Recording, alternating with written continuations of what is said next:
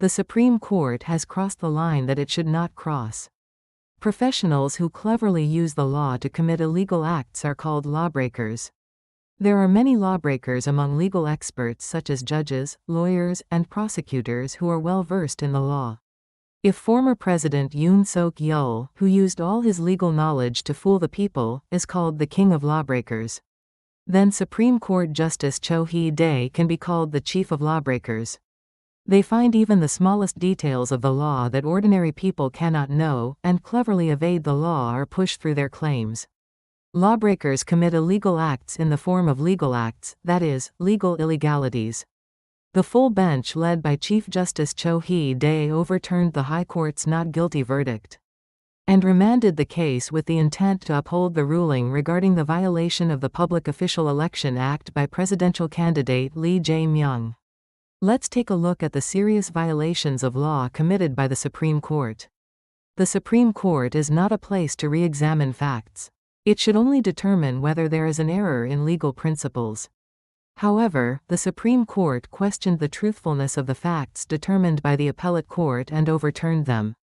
The fact that the Supreme Court re-evaluated and overturned facts, even though the appellate court had sufficiently examined, is a clear violation of law, and it fundamentally shakes trust in the judiciary. Then why did Chief Justice Cho Hee-dae interfere with the judgment of facts and shake up the trial of Lee Jae-myung? It is likely that he was trying to disqualify Lee Jae-myung as a presidential candidate, rally his far-right conservative supporters, and bring back Yoon Seok-yeol, who was put on trial as a ringleader of a crime of insurrection. The court is like the last bastion that protects and preserves the freedom and rights of the people. However, the ruling by Chief Justice Cho Hee-dae in the full bench violated the law in many ways.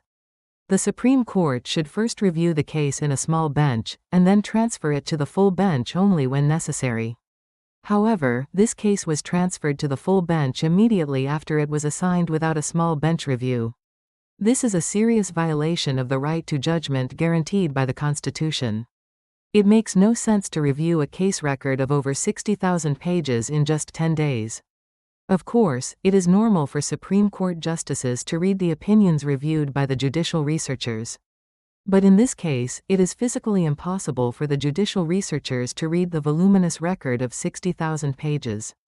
Therefore, it seriously undermined the due process of law guaranteed by the Constitution. The Supreme Court is originally a place that only interprets the law. The first and second trials determine whether the facts of the case are true or false. However, in this ruling, the Supreme Court directly determined that what candidate Lee Jae-myung said was a lie. It overturned the High Court's decision that it was not a lie, and this is illegal because it is a factual judgment that the Supreme Court should not make. In order for the Supreme Court to make a full bench decision change, there must be a reason to change existing precedents. However, nowhere in the Cho Hee-dae ruling does it say that it will change existing precedents.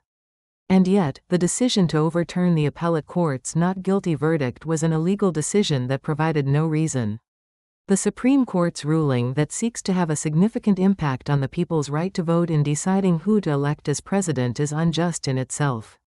If the Supreme Court intervened in politics, it is clearly unconstitutional and an infringement on the people's right to vote. However, the people rose up in anger.